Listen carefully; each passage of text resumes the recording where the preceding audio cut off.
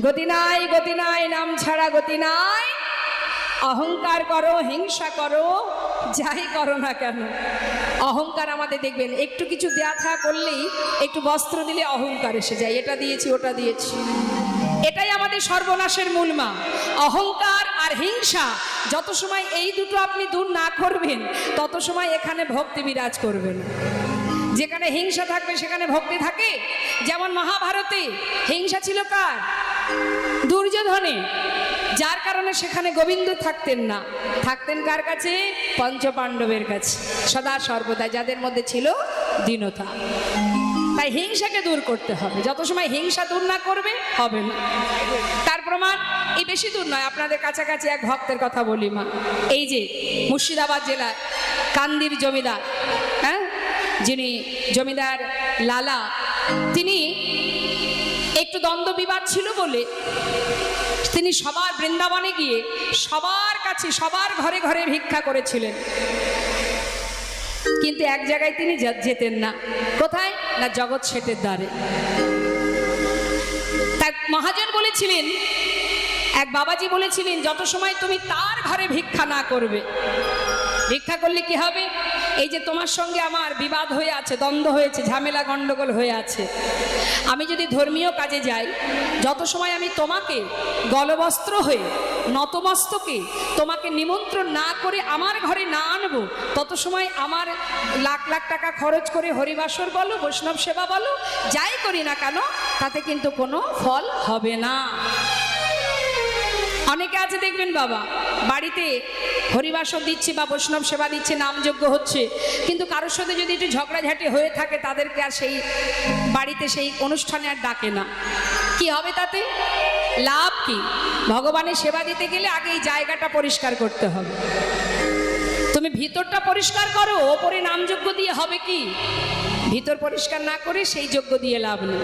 কিছু দান ধ্যান করতে যাব, কৃপণতা করব, কোনো লাভ নেই। ভগবানের সেবার জন্য বাজারে কিছু কিনতে যাব, খুঁজে দেখবো টেরা বেঁকা ফল কোনগুলো আছে, কিলো কিলো নিয়ে এসে ভগবানের সেবায় দেব। নিজেরা যখন বাজারের খাবার জন্য ফল কিনবো, দোকানদারকে বলবো সব থেকে মিষ্টি আর দামি ফলটা বের করুন, কারণ এটা আমার সন্তান খাবে, আমি খাবো। হ্যাঁ, এগুলো করলে হবে না। আগে নিজের চিন্তা করলে হবে না, কেমন? তা এই হিংসাকে দূর করতে হবে। এই আপনাদেরই কাছেরই সেই মানুষ, বেশি দূরের কথা তো নয়, এই যে লালা। একবার চিন্তা করুন মা, কত বড় জমিদার সে, তার অভাব ছিল না কিছু। এত বড় জমিদার হয়ে একটা কাজের মেয়ে, একটা ভিখারি, একটা ধোপার মেয়ে, তাদের কাছ থেকে কয়েকটি কথা শুনে সে সমস্ত কিছু, সমস্ত সুখ স্বাচ্ছন্দ্য পরিত্যাগ করে সে জনমের মতো বৃন্দাবনে চলে যায়।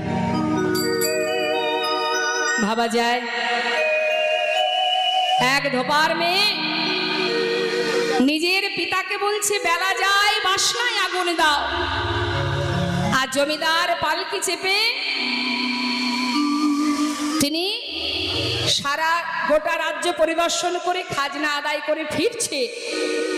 ঠিক সেই সময় সন্ধ্যাগত, সেই সন্ধিক্ষণে, একটু মন দেবেন, কথা নয়। কি হচ্ছে মা? কি হচ্ছে ওখানে? কি হচ্ছে? ঝগড়া হচ্ছে? আবার মাথা নাড়ি বলছে, গর্ব করে বলছি, হ্যাঁ। এখানেও যদি ঝগড়া হয়, বাড়ি ঝগড়া, এখানে ঝগড়া, শান্তিটা আছে কোথায়? ঝগড়া হচ্ছে না তো, শ্মশানে শান্তি না, এখানে এসেও তো শান্তি নেই, এখানেও মারামারি হবে। কথা কেন? দেখুন, গল্প তো আমিও কম জানি না। আপনি কীর্তন বন্ধ করে আমাকে বসিয়ে দিন, আমি আর কীর্তন করব না, গল্প করে যাব 4 ঘন্টা। কিন্তু এখানে আমাকে আনা হয়েছে কি জন্য? কীর্তন করার জন্য। আর আপনাদের এখানে বসার জায়গাটা যে করে দিয়েছে, এটা কি জন্য? আন কথা বলার জন্য নয়, কৃষ্ণ কথা শ্রবণ করবার জন্য, তাই তো? তাই সময়ের কাজ সময়ে করতে হয়, এটা ভালো মতোই জানেন আপনারা। রাত 12টার সময় কেউ যদি বিছানা থেকে, গভীর ঘুম থেকে টেনে তুলে বলে, চল ভাই এখন আর ঘুমাতে হবে না, চল খেয়ে আসি, রাগ হবে কি বাবা? খাবার সময় মাঝখান থেকে থালাটা কেড়ে নিয়ে যদি বলে আর খেতে হবে না, চল ঘুমিয়ে পড়ি, ভালো লাগবে? তাহলে যখনই যেটা তখন সেটা। এখন আমরা বসে আছি কৃষ্ণ কথা শোনার জন্য, আন কথা বললে তো মুশকিল। এই পাশের জন্য শুনবে না, আমিও শুনবো না, কথা নয়, হ্যাঁ কথা বলবেন না।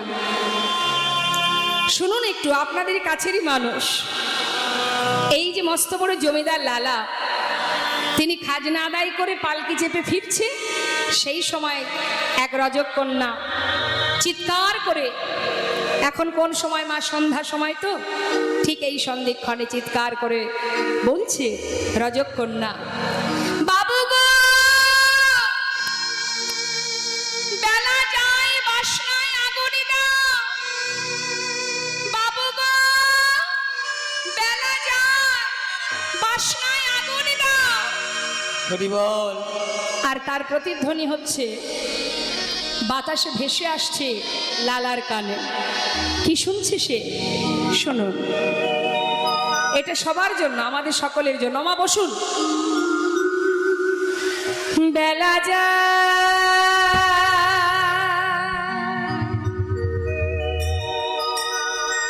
বেলা যায়,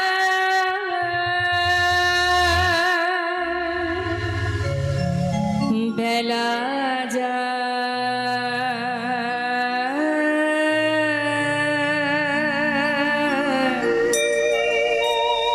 বেলা যায়,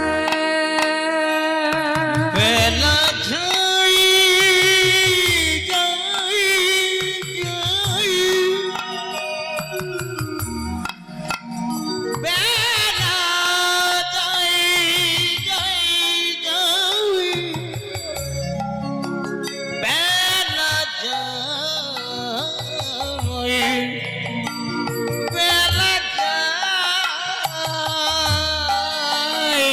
বেলা যাই যাই যাই,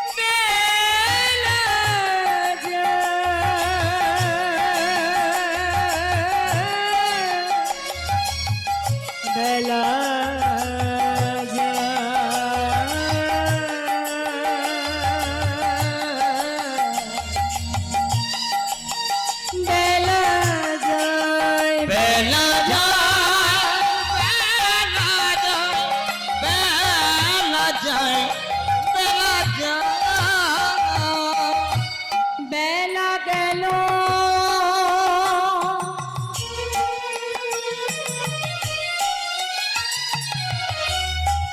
ওরে মন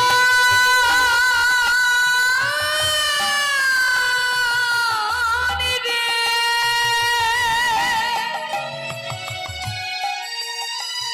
ওরে মন রে, আমাদের গলাদে ফুরিয়ে গেল, নানা সময় নাই, একবার ভজ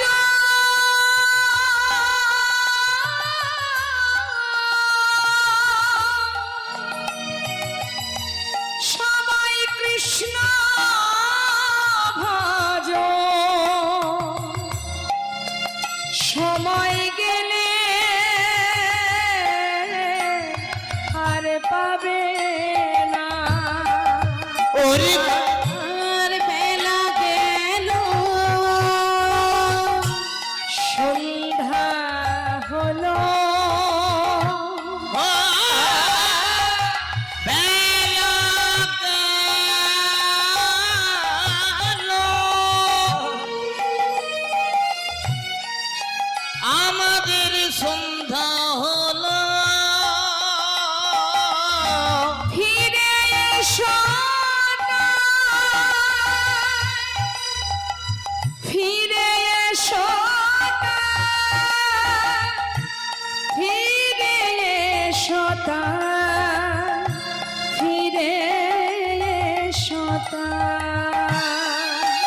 বেলা বেলা গেল সন্ধ্যা হলো ফিরে এসো বেলা যায়, বেলা যায়, বেলা যায়। বেলা যায়, বেলা যায়, বেলা যায়, বেলা যায়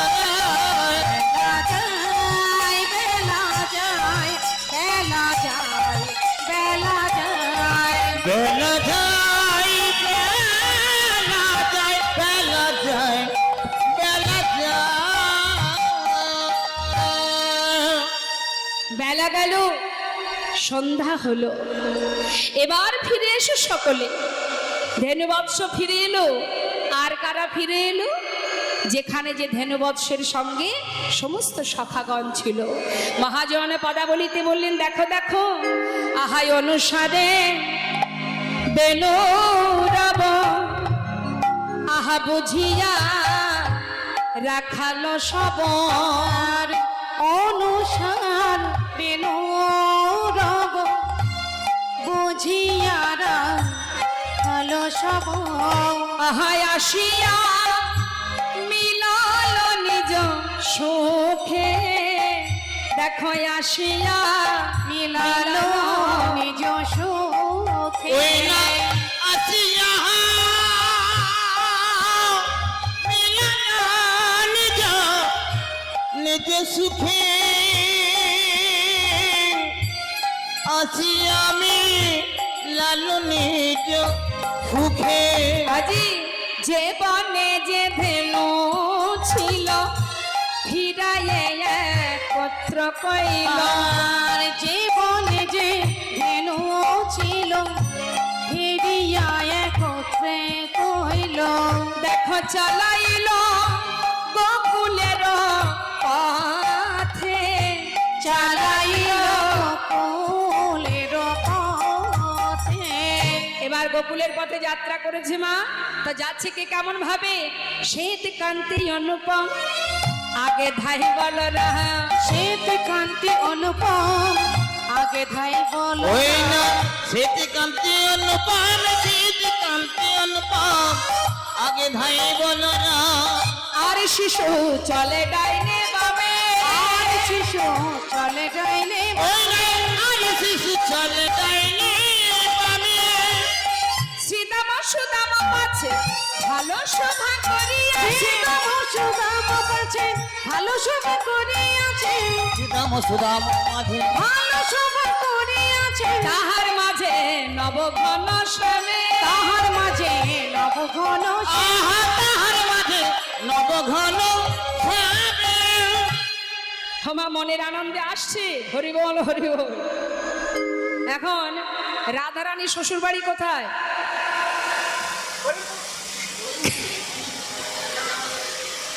রাধারানী শ্বশুর বাড়ি কোথায়? হ্যাঁ, বৃন্দাবনে। জায়গার নামটা কি? যা বটে। বাপের বাড়ি কোথায়? বর্ষানা। আর শ্বশুর বাড়ি যাবট। হ্যাঁ, এখন গোবিন্দ আমার যখন ধেনুবৎসকে নিয়ে ফিরছে, ওই গোষ্ঠ থেকে ফেরার পথে আর যাবার পথে, যাবার রাস্তা কিন্তু এই যাবটের পাশ দিয়ে। হ্যাঁ, তা গোবিন্দ আমার তিনি বধূকে দিনে দুইবার দেখতে পান, একবার গোষ্ঠে যাবার সময় আর ফিরে আসার সময়। তা রাধারানী আমার বাদিনী, শাশুড়ি ননদিনী। আচ্ছা আমার মায়েরা বলুন দেখি, ওই শাশুড়ি ননদিনী যে বাদিনী, সত্যি কি বাদিনী? আচ্ছা কুটিলা কি শুধু বৃন্দাবনেই আছে? বৃন্দাবনেই পাওয়া যায়? সব জায়গায় পাওয়া যায়? এদিকে আছে নাকি কুটিলা? ইশারা করে বলছে পাওয়া যায়। আচ্ছা, তার মানে কুটিলা এখন ঘরে ঘরে পাওয়া যায়, তাই তো? তাহলে শুধুই যে বৃন্দাবনে কুটিলা আছে এটা ভাববেন না মা, ঘরে ঘরে কুটিলা আছে। হ্যাঁ, তা এখন জটিলা কুটিলা কৃষ্ণবাদিনী আমরা এটাই ভাবি, তাই না মা? আমরা ভাবি জটিলা কুটিলা গোবিন্দকে ভালোবাসে না। সত্যি কি তাই? কি মনে হয় আপনাদের? শুনুন তাহলে ছোট করে একটু বলি। জটিলা কুটিলা জানে যে লক্ষ্মী প্রতিমার মতো আমরা পুত্রবধূ পেয়েছি ঘরে। তাহলে যদি এতই ভালোবাসবে রাধারানীকে ওই যমুনায় না পাঠিয়ে ঘরের মধ্যে বেঁধে রাখতো কেন? ভালোই যদি বাসবে, কেন তাকে ঘরে বেঁধে রাখতো? কেন বাইরে পাঠাতো না? চোখে কাজল পড়তে মানা, ওই যমুনার ঘাটে যেতে মানা, কারণ আছে। জটিলা কুটিলা জানে যে যদি রাধারানীকে যমুনায় পাঠায়, যমুনায় গিয়ে যখনই রাধারানী গোবিন্দকে স্মরণ করবে, ছুটে আসবে গোবিন্দ রাধার কাছে। আর রাধার কাছে ছুটে আসবে যখন, ওই যমুনার ধারে রাধা গোবিন্দের মিলন হবে। জটিলা কুটিলার মনে বাসনা, যদি আমি রাধারানীকে ঘরে বেঁধে রাখতে পারি, তাহলে ওই মিলনটা যমুনার ঘাটে না হয়ে ওটা আমার কুঠিরে হবে না। তাই গৌর হরি বল, হরি বল। এখন হয়তো আপনারা বলতে পারেন ঘরে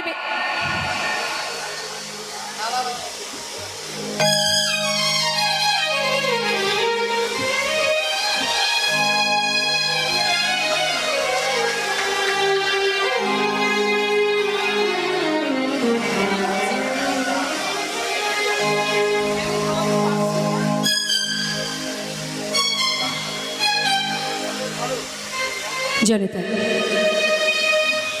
তা জটিলা কুটিলা জানে যে রাধারানীকে ঘরে বেঁধে রাখলে সেই মিলনটা আমার ঘরে হবে। এবার কথা হচ্ছে মা, হয়তো আপনারা বলতে পারেন যে ঘরে বেঁধে রাখতো বেশ, এত কষ্ট কেন দিত রাধারানীকে?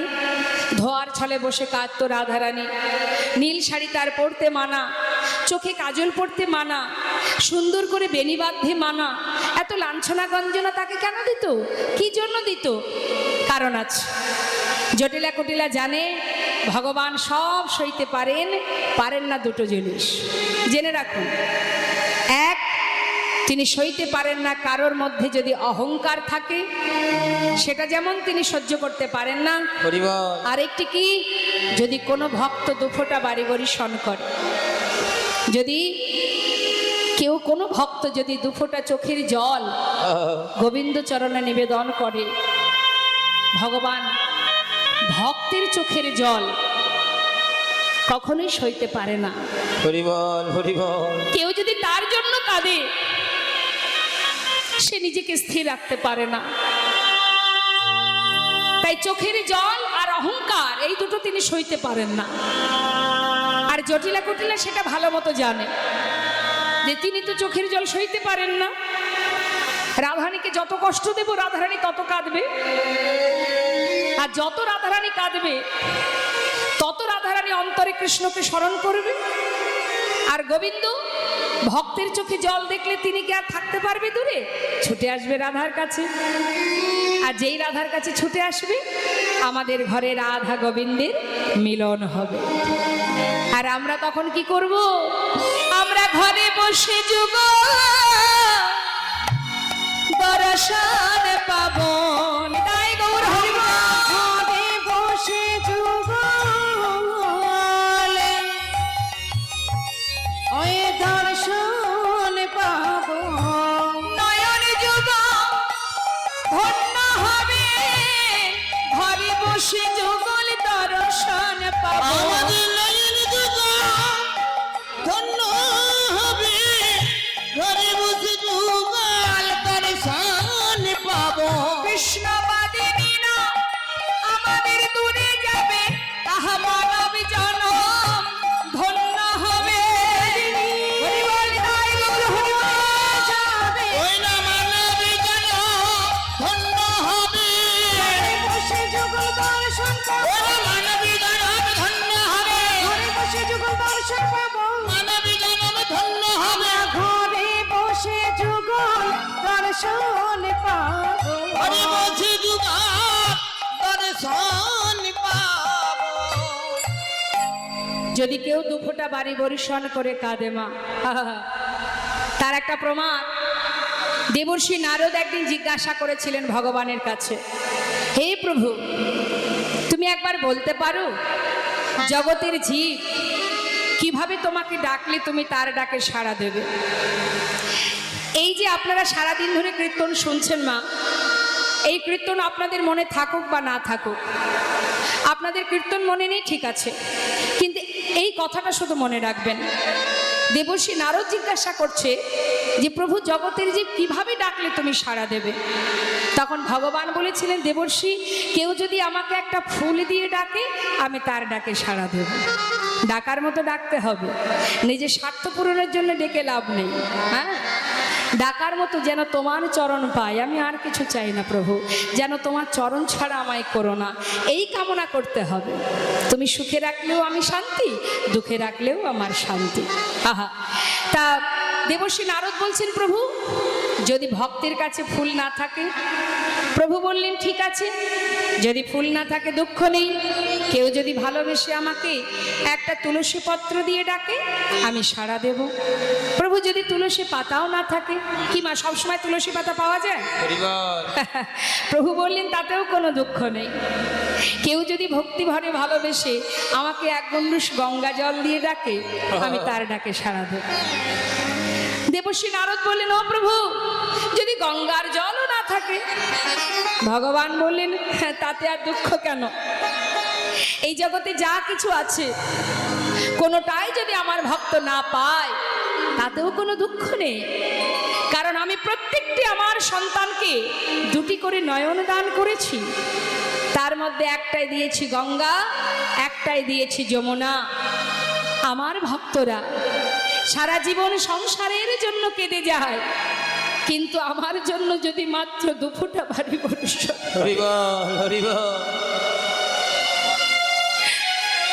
যদি দুফোঁটা বাড়ি বর্ষণ করে বলে, দয়াময়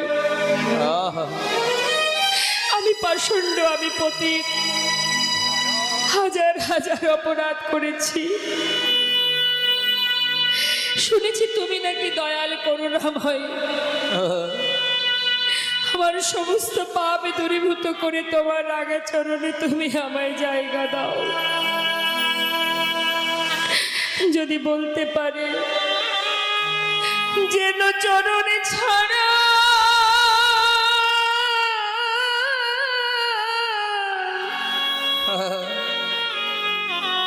আমায় করো না গো, যেন চরণ ছাড়া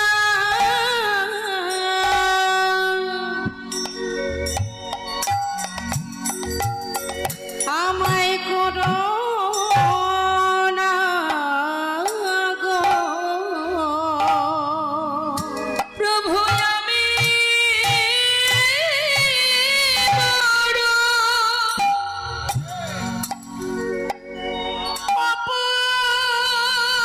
অপরাধী, তোমার চরণে ছাড়া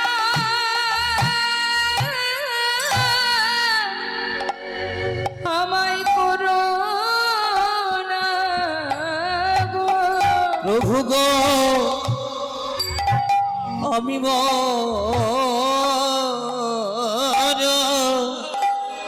আমি বড় অপরাধী, যেন চরণে ছাড়া করো না গো। প্রভু আর কিছু চাই না আমি, শুধু ওই চরণে আমায় দাস করো। আমি আর কিছু চাই না প্রভু, তোমার ওই চরণে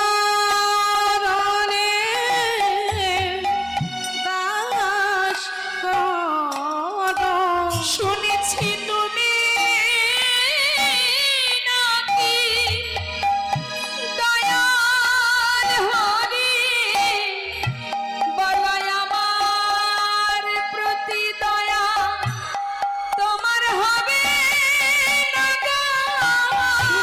তুমি নাকি দয়াল হরি বলো আমার প্রতি কৃপা হবে না গো শুনেছি তুমি নাকি কৃপা সিন্ধু বলো বলো আমার প্রতি কৃপা হবে না গো তুমি নাকি দয়াল হরি বলো আমার প্রতি কৃপা হবে না গো তুমি দয়াল হরি বলো আমার প্রতি কৃপা হবে না গো তোমার চরণ ছাড়া করুণা গো। তুমি ভগবানকে যেমনটাই সেবা দেবে তিনি তাতেই খুশি মা, যদি তার মধ্যে ভক্তি থাকে, যদি ভালোবাসা থাকে। যে কিনা রামায়ণে সবরই যে সকলের ঘৃণিতা ছিল, সে বনের ভিতরে একটা ছোট্ট কুটির তৈরি করে বাস করত, আর রামের অপেক্ষায় বসে থেকে প্রতিদিন রামকে কি খাওয়াবে বলে গাছের কুল পেড়ে মুখে দিয়ে দেখতো টক না মিষ্টি, যেটা দেখতো মিষ্টি সেটা গুছিয়ে রাখতো, রাম এলে রামকে দেবে, তাই হরি বল। আচ্ছা মা, আপনারা আপনাদের বদনের উচ্ছিষ্ট দিতে পারবেন ভগবানকে? পারবেন না। এটাই হচ্ছে ভালোবাসা। আপনি যাকে ভালোবাসেন তাকে আপনার উচ্ছিষ্ট আপনি দিতে পারেন, পারেন তো? যেমন সন্তান, সন্তানের বদনের উচ্ছিষ্ট আপনিও সেবা করেন, আবার নিজের উচ্ছিষ্টটাও সন্তানের বদনে তুলে দেন, হ্যাঁ, কারণ সেটা আপনার ভালোবাসার ধন। ঠিক যদি কেউ এইভাবে ভগবানকে ভালোবাসতে পারে, সে তার উচ্ছিষ্ট ভগবানকে দিতে পারে এবং ভগবান সেই ভক্তের উচ্ছিষ্ট সেবাও করে। তার প্রমাণ এই সবরী। এটুকুন প্রভু রামচন্দ্রের জন্য গুছিয়ে রেখেছে। মা সীতাকে উদ্ধার করার পথে যখন সেই সবরীর কুঠিরে গিয়েছিলেন, সবরী ফুলের পাপড়ি ছিঁড়ে ছিঁড়ে সুন্দর করে পথের ওপরে সাজিয়ে রাখতো, কেন? রাম আসবে যদি তার পায়ে ব্যথা লাগে। আহা, কি ভালোবাসা দেখুন, কতটা ভালোবাসা দেখুন। তা আপনি ভালোবেসে যদি আপনার উচ্ছিষ্টও দেন, ভগবান সেটাই সেবা করবে যদি দেওয়ার মতো দিতে পারেন, ভালোবাসতে পারেন। তার একটা সুন্দর দৃষ্টান্ত দিই বাবা, শুনুন। বেশি দূরের কথা নয়, আপনাদের আমাদের সকলেরই কাছে মা শ্রীখণ্ড নিবাসী মুকুন্দ দাসের একমাত্র পুত্র, যার বয়স ছিল মাত্র 12 বছর। এই মুকুন্দ দাস বড় কবিরাজ ছিলেন মা।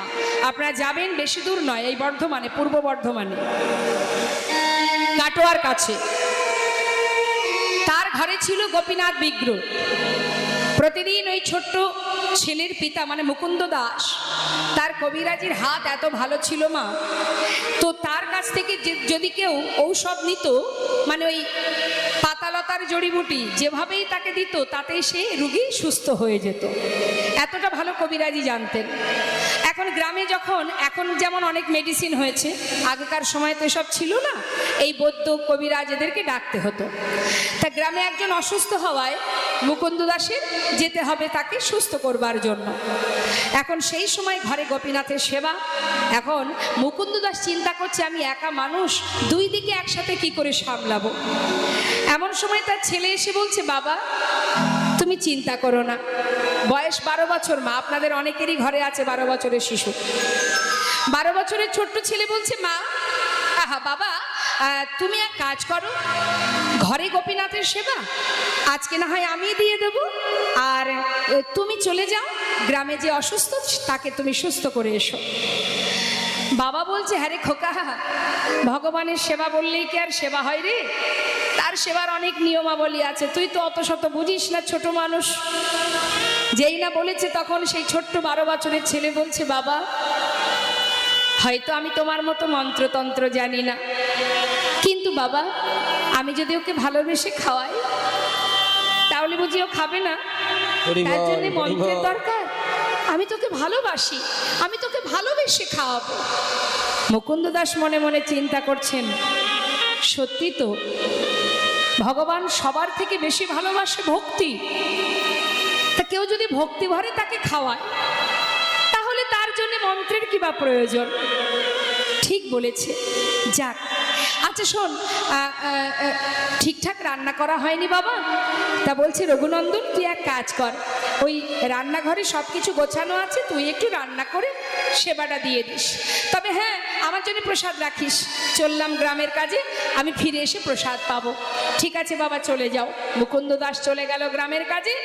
আর ছোট্ট 12 বছরের ছেলে জীবনে কোনোদিন নিজে হাতে রন্ধনও করেনি, গোপীনাথের সেবার দায়িত্বও কোনোদিন পড়েনি।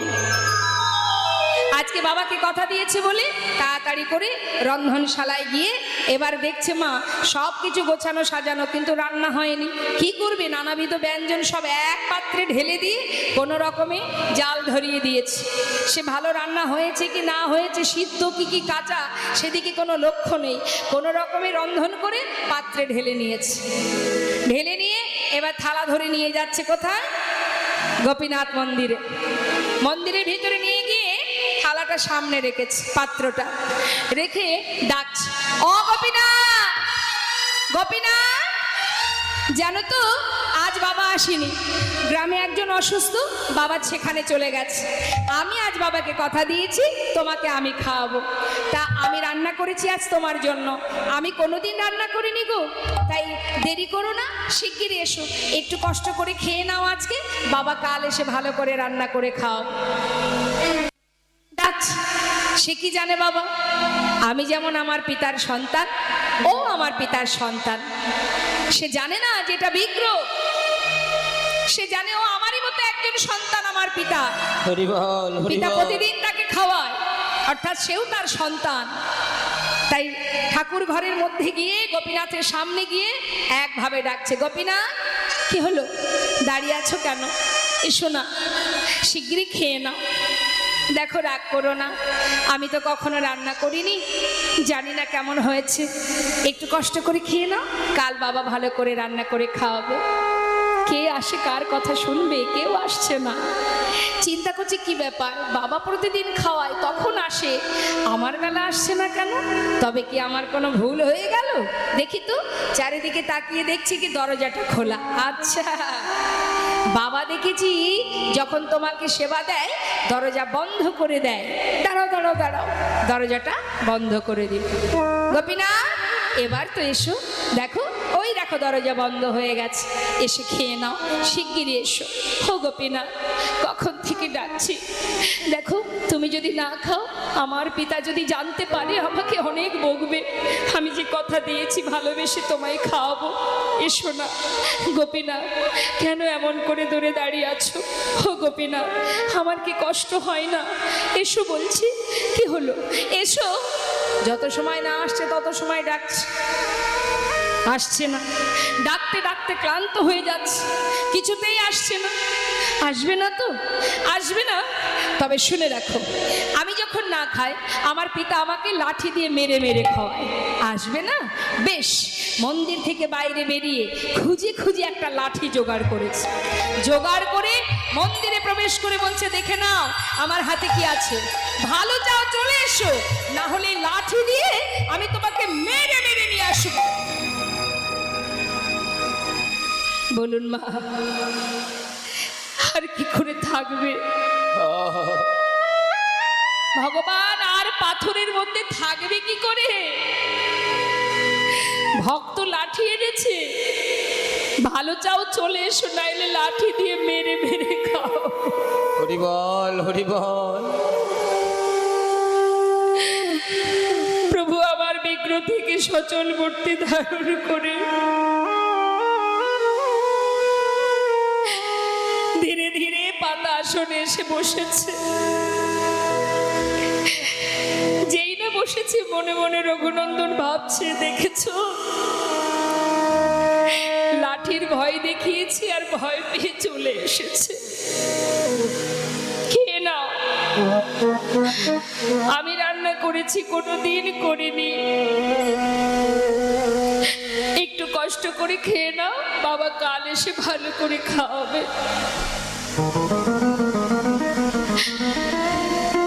মুখে দিয়েছেন গোবিন্দ। গোপীনাথ জিজ্ঞাসা করছে, কেমন হয়েছে?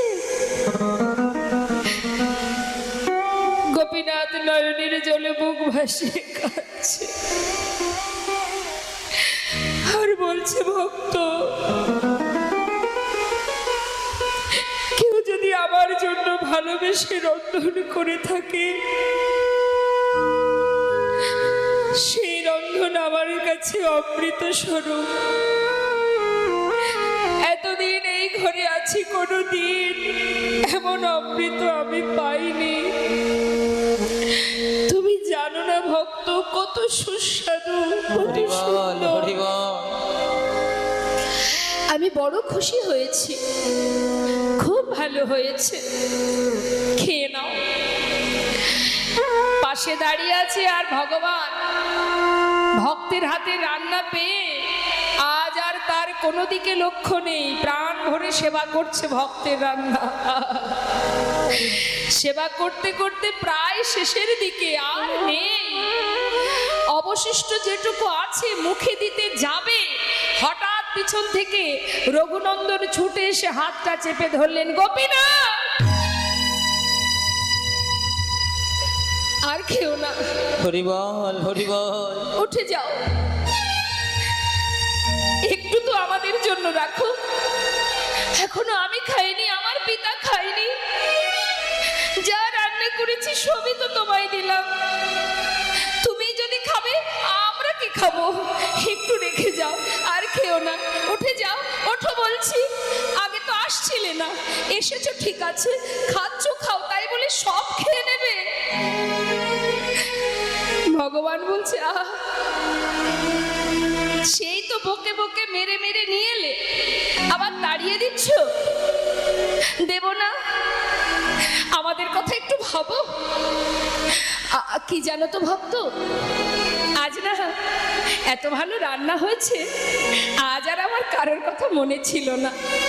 আচ্ছা বেশ, বেশি তো নেই, শোনো, এই আমার হাতে যেটুকু আছে এটুকু তোমার জন্য রেখে দিলাম, এটা তুমি খেয়ে নিও। বেশি তো ছিল না মা। ভগবান আচমন করে বিগ্রে মিলিত হলেন, আর এদিকে যেটুকু ছিল সেটুকু ভগবান, আহা, ভক্ত মানে রঘুনন্দন সেবা করলেন। সেবা করে পাত্রটা ধুয়ে তুলে রেখেছে বাবা। ঠিক সময় মতো মুকুন্দ দাস গ্রামের কাজ সেরে ঘরে ফিরেছে। ঘরে ফিরে ডাকছে, রঘুনন্দন বাবা। কিরে, সেবা দিয়েছিস? হ্যাঁ হ্যাঁ, তোমার চিন্তা করতে হবে না, যাক এই তো আমার ছেলে বড় হয়ে গেছে, আমার আর চিন্তা নেই। হ্যাঁ রে বাবা, জানিস সারাদিনে কিচ্ছু জোটেনি, আমার প্রচণ্ড খিদে, আমি আর পারছি না সহ্য করতে, দে একটু প্রসাদ দে, শিগগিরই প্রসাদ দে। বাবা জানো তো, আজ কিন্তু আর প্রসাদ নেই। কেন? কোনো ভক্ত এসেছিল নাকি বাড়িতে? না গো না, কেউ আসেনি। তাহলে প্রসাদ কি হলো? কি আর হবে, সবই ওই গোপীনাথ খেয়ে নিচ্ছিল। ভাগ্যিস আমি হাতটা ধরেছিলাম, আমার জন্য একটু রেখেছিল, সেটুকু তো আমি খেয়ে নিয়েছি। মুকুন্দ দাস মনে মনে ভাবছে, এটা কি করে সম্ভব? প্রতিদিনে আমি তাকে সেবা দিই, কোনোদিন সে সেবা করে না। আজ আমি ঘরে নেই আর আমার আজই গোপীনাথ সেবা করেছে, এটা হতে পারে না? না না, সে কি করে সেবা করবে? সে তো পাথরের বিগ্রহ। আমার পুত্র নিজে সেবা করে বিগ্রহের নামে দোষ দিচ্ছে। সে তো আর এসে বলবে না, ও মুকুন্দ আমি কিন্তু খাইনি, তোমার ছেলে খেয়েছে। বলবে কি করে? সে তো পাথর, সে তো কথাও বলে না, সে তো চলতেও পারে না। জেনে রাখবেন মা, যার যেমন ভাব তার ঠিক তেমনই লাভ। মনের সন্দেহ মনে থেকেই গেল। ছেলেকে পরের দিন পরীক্ষা করার জন্য আবার তিনি ডাকলেন, রঘুনন্দন বলো বাবা। জানিস বাবা, গ্রামের সেই ব্যক্তিটাকে আজও যেতে হবে সুস্থ করতে, আমার এখনো কাজও শেষ হয়নি। তাই বাবা, তুই তো ভালো সেবা দিতে শিখেছিস, তো একটা কাজ কর, আজ আর তোকে রান্না করতে হবে না। গোপীনাথ তো নাড়ু খেতে ভালোবাসে, আমি ওর জন্য নাড়ু করে রেখেছি, তুই সময় মতো নাড়ুটা ভোগ দিয়ে দিস। ঠিক আছে বাবা, চিন্তা করতে হবে না, চলে যাও। কিন্তু মুকুন্দ দাস কি আদৌ কোথাও গেছে না? কোনো কাজে যায়নি। ছেলেকে পরীক্ষা করার জন্য ওই মন্দিরের পিছন দিকে গিয়ে দেয়ালে কান পেতে আছে। কেন না, আমার ছেলে যখন মন্দিরে ভোগ নিবেদন করতে যাবে তখন আমি শুনবো আমার পুত্র ছাড়া আর কেউ ওই মন্দিরে প্রবেশ করে কিনা। কান পেতে আছে। আর এদিকে ছোট্ট ছেলে 12 বছরের শিশু রঘুনন্দন বাবার কথা মতো নাড়ু পাত্রে সাজিয়ে নিয়ে মন্দিরে ঢুকেছে। মন্দিরে ঢুকে ডাকছে, গোপীনা, ও গোপীনা, চিনতে পারছো আমায়? কাল যে এসেছিলাম, জানো আমার পিতার আজ যেতে হয়েছে গ্রামে, তাই বাবা বলল তুমি নাকি নাড়ু খেতে ভালোবাসো, তাই আজ তোমার জন্য নাড়ু এনেছি, শিগগিরই এসো, নাড়ু খেয়ে নাও, তাড়াতাড়ি এসো, আজ কিন্তু আর ডাকতে পারবো না। ভগবান মনে মনে বললেন, ভক্ত,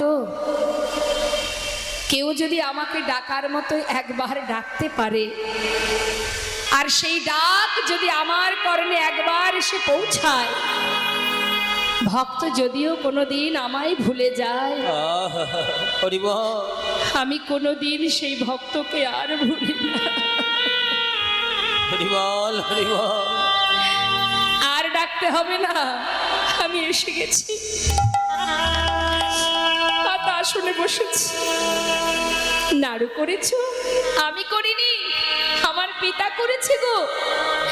ও তাই বুঝি? মনে মনে ভাবছে বাবাই করুক, আর যেই করুক, আমার ভক্তের হাতের ছোঁয়া তো এতে লেগে আছে, আমি তাতেই খুশি। বিলম্ব না করে একটা নাড়ু মুখে দিয়েছে। পাশে দাঁড়িয়ে রঘুনন্দন মনে মনে চিন্তা করছে, কালকের মতো দাঁড়িয়ে থাকবো আর তুমি একটা একটা করে সব যদি খেয়ে নাও, আজ আর তা হতে দেব না। আজ তুমিও যেমন খাবে, আমিও আমার ভাগেরটা খাবো, এই ভেবে সেও গিয়ে ওই থালা থেকে একটা নাড়ু তুলে নিয়েছে। তুলে নিয়ে মুখে দিয়েছে বাবা, অর্ধেকটা খেয়েছে। যেই না ভালো লেগেছে, সুস্বাদু, এত স্বাদ লেগেছে, আর অর্ধেক এঁঠো নাড়ুটা নিয়ে গোপীনাথের মুখের কাছে ধরেছে। হরি বল, হরি বল। গোপীনাথ, খেয়ে দেখো, হ্যাঁ আমার বাবা করেছে, কত সুন্দর, কত সুস্বাদু, খেয়ে দেখো। ভগবান চোখের জল আর স্থির রাখতে পারছে না।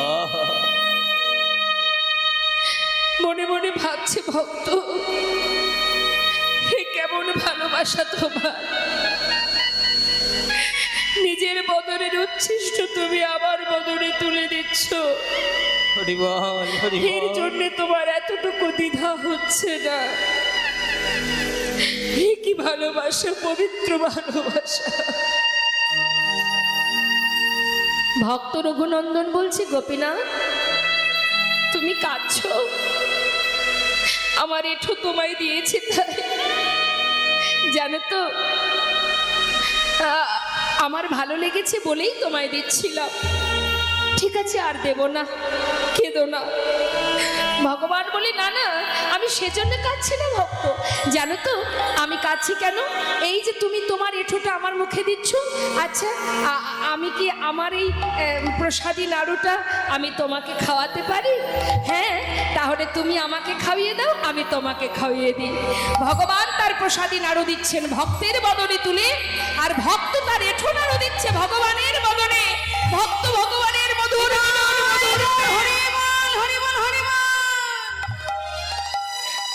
এদিকে মুকুন্দ দাস দেয়ালের আড়ালে দাঁড়িয়ে মনে মনে ভাবছি, কে গো,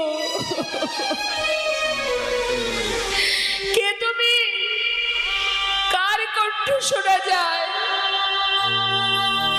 ছুটতে ছুটতে এসে মুষ্টা আঘাতে দরজা খোলা মাত্রই ভগবান তার আগেই অর্ধনাড়ু হাতে করে নিয়ে বিগ্রেগে মিলিত হয়ে গেল। ভাগ্যে হলো না মা, কি করে হবে? সে তো জানতো এটা পাথর, আর তার সন্তান জানতো আমি যেমন পিতার সন্তান, সেও আমার পিতার সন্তান। তাই ভাবনা যেমন লাভটাও তো তেমন। তিনি আসার আগেই বিগ্রে মিলিত হলো, মুকুন্দ দাস মন্দিরে প্রবেশ করে দেখলেন যার হাতে ছিল বাঁশি আজ তার হাতে অর্ধ নাড়ু। তাই না দেখে ছুটে গিয়ে নিজের পুত্রকে নিজের বুকে জড়িয়ে ধরলেন। রঘুনন্দন, হরিবল হরিবল।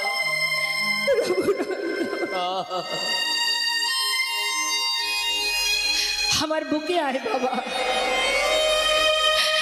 এমন সুসন্তান পেয়েছি আমি।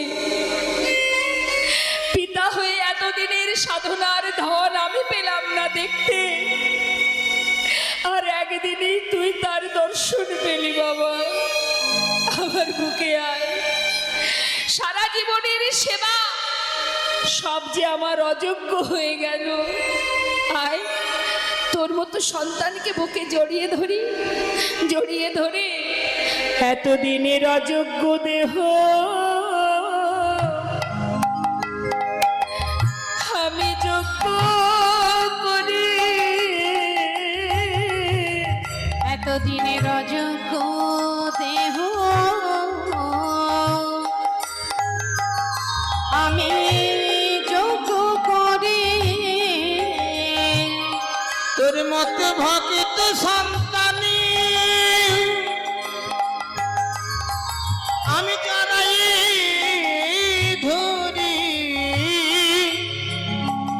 এতদিনের অযোগ্য দেহ যোগ্য করি। তোর মতো ভক্ত সন্তানী আমি জড়াই ধরি, আমার মানব ধন্য ধরি করি।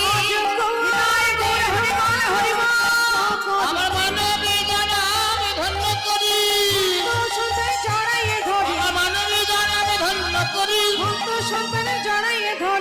ভক্ত সন্তানের জড়াই ধরি। তাই মাগো, আপনি ভালোবেসে ভগবানকে যেমন ভাবেই সেবা দেবেন, ভগবান তাতেই সন্তুষ্ট।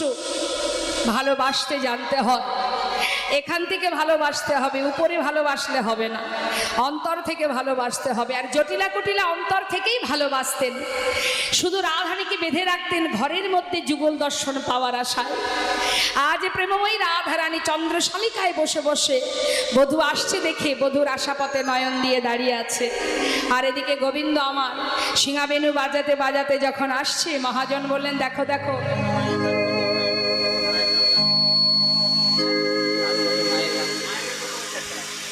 আচ্ছা,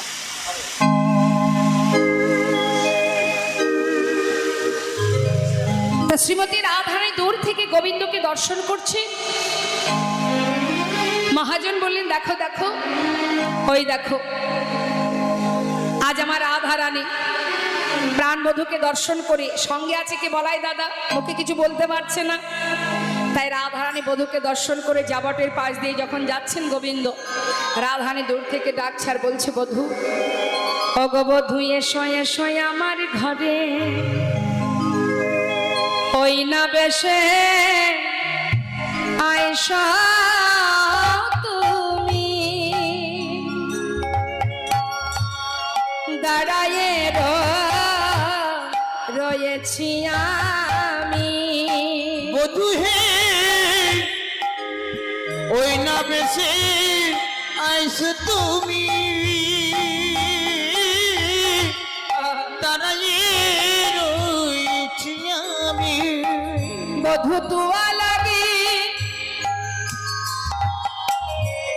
চাই চারি পানে, তুয়া লাগি চাই চারি পানে, রবি যখন বৈশে পাটে, বধূ মুই গেল যমুনার ঘাটে। আর রবি যখন বৈশে পাঠে, মই গেল যমুনার ঘাটে। দোয়া লাগে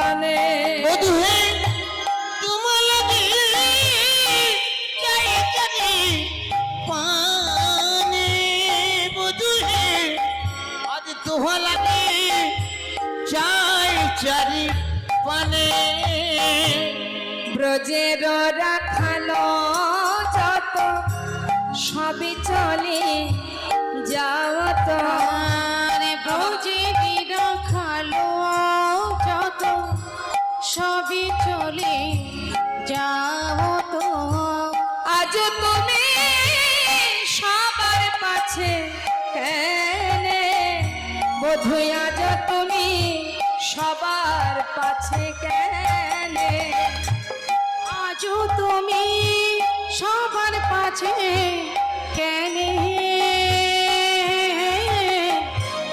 আজ তুমি সবার পাছে কেনে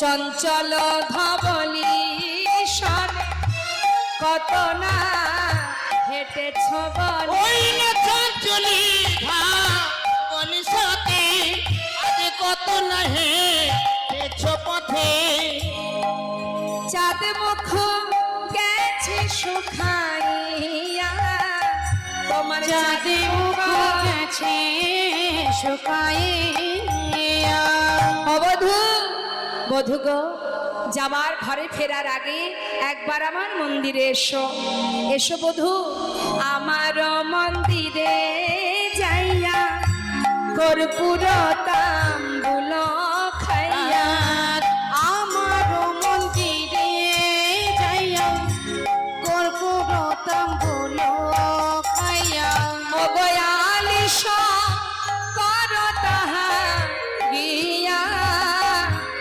আলিশ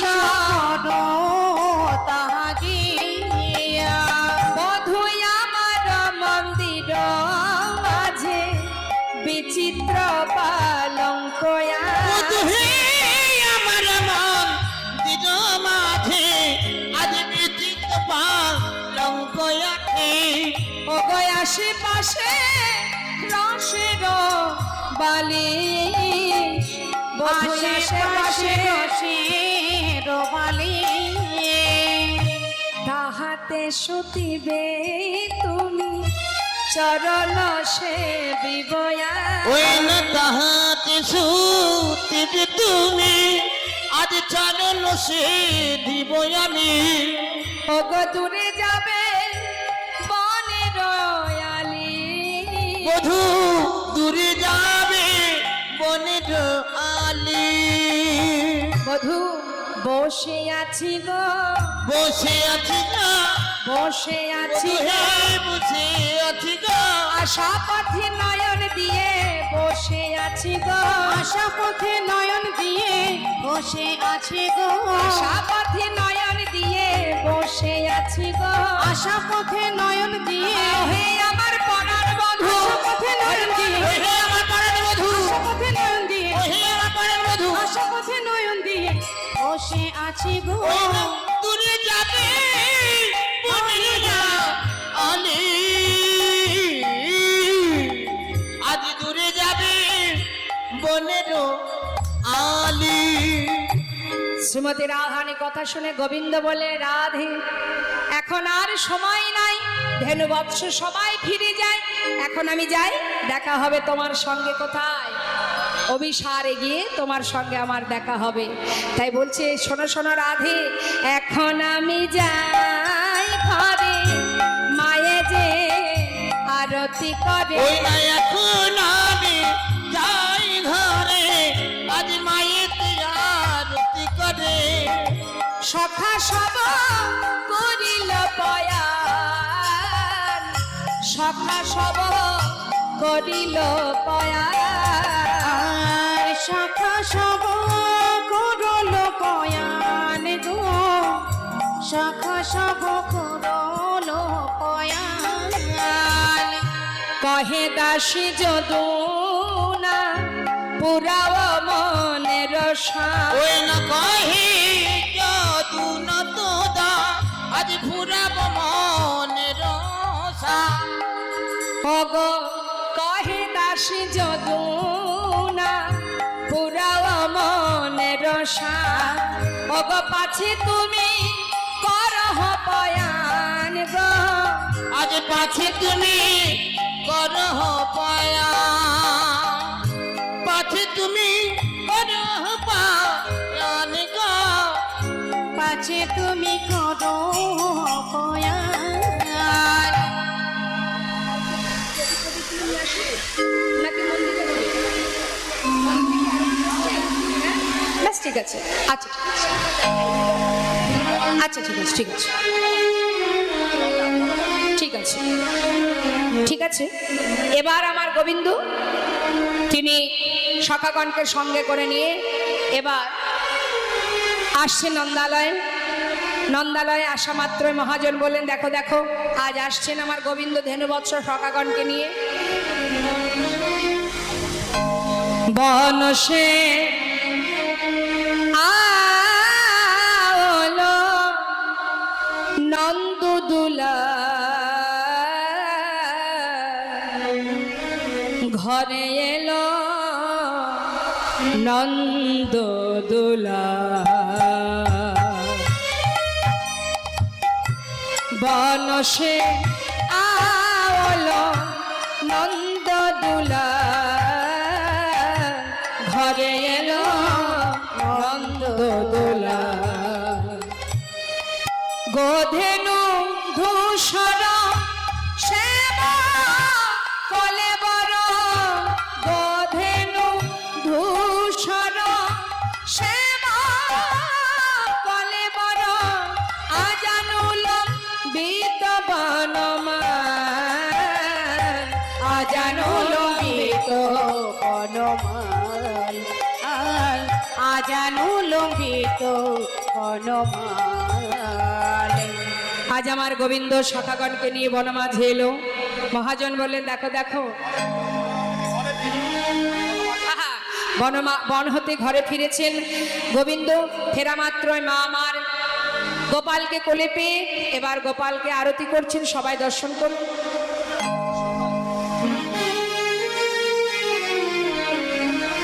আসুন আমরা সবাই মিলে একবার আরতি করে নেব। আরতি করে নন্দ হরিবল হরিবল গায় গৌর হরিবল। গাও তো নব গৌরী গণ তালি। আরতি করে নন্দ রানী গোপাল মুখ হেরি, গাও তো নব নায়রি গণ শিশুগণ কর তালি। আরতি ভালো বৃদ্ধ প্রদীপ পুষ্প রচিত থালি। সুন্দরী গণ বলো তো দেও শিশুগণ কর তালি। আরতি করে নন্দরানী বালক হেরি, গাও তো নব নারী গণ শিশুগণ কর তালি। হরে কৃষ্ণ কৃষ্ণ কৃষ্ণ কৃষ্ণ হরে হরে, হরে রাম রাম রাম হরে হরে। হরে কৃষ্ণ কৃষ্ণ কৃষ্ণ কৃষ্ণ হরে হরে, হরে রাম রাম রাম হরে হরে। হরে কৃষ্ণ কৃষ্ণ কৃষ্ণ কৃষ্ণ হরে হরে, হরে রাম রাম রাম হরে হরে। আজি রম্ভা পলভিত প্রদীপ পুষ্প রচিত থারি, সুন্দর মাখন দধি দেও ক্ষীর। আহা, আজ ক্ষীর স্মরণী মাখন গোপালের বদনে দিলেন। মহাজন বললেন, দেখো রম্ভা ফলঘিত প্রদীপ পুষ্প রচিত থারি, সুন্দরী গণ উলত দেহ শিশুগণ কর তালি। রাখি সিংহা বেনু যশোদা মায় কোলে নীলদন ভাই, আজি মাখন দধি দেও ক্ষীর খাওয়ায় রাম কানায়। সকল শিশুর চাঁদ মুখহেরি যশমতী চুমু খায়, মঙ্গল পুচু নন্দ সুতা জগদানন্দ গায়। আজ দুই ভাই মায়ের কোলে বসে আছে, সবাই আপনারা দর্শন করুন মায়ের কোলে দুই ভাইয়ের মধুর মধুর মিলন। মহাজন বললেন দেখো দেখো, আজ মায়ের কোলে বসিল ছেলে কানায় আর বলা, আজ মায়ের কোলে বসল ছেলে কানায় আর বলা। ভক্ত বনে বদন হেরে হরি গুণ গায়। ভক্তগণে বদন ভরে হরি গুণ গায় গুণ গায়। মায়ের কোলে বসল ছেলে কানায় আর বলা। মায়ের কোলে বসিল ছেলে কানাটার বলা। হরে কৃষ্ণ। পরবর্তী লীলা আস্বাদনের জন্য আপনারা বসে আছেন, আমাদের পরবর্তী দল এসেও গেছে, কিন্তু ভক্ত অনুরোধে আমাদের সবার ইচ্ছা ছিল একটু মায়ের একটা গান শোনার। তো আমি ছোট করে এক লাইনে আমি একটু মায়ের গান শোনাবো, সবাই একটু মন দিয়ে শুনুন, একটুখানি 5 মিনিট।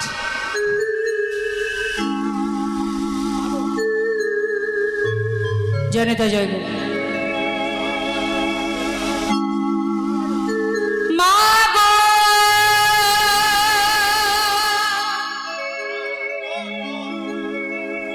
মা গো মা গো,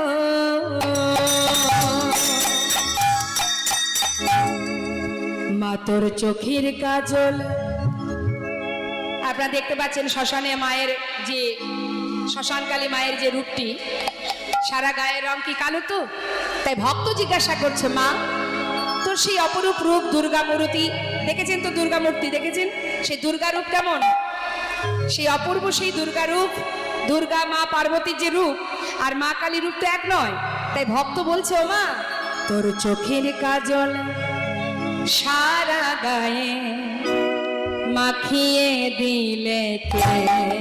মা চোখের কাজল সারা গায়ে মাখিয়ে দিলে কে। আবার সাজিয়ে দিলে শ্মশান চিতা, সাজিয়ে দিলে শ্মশান চিতা। ও বাবা মা গো, ও গো মা,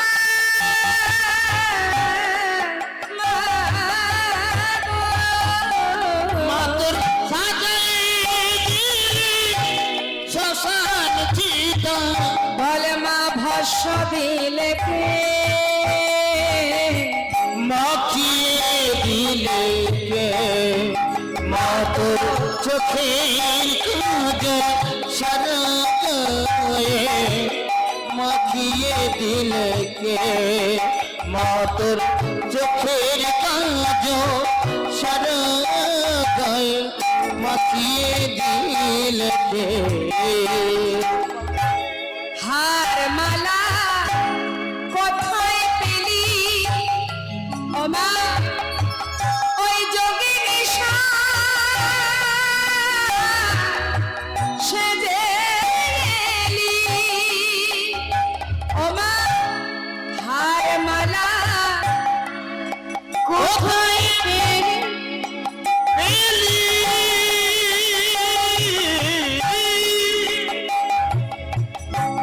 যোগিনী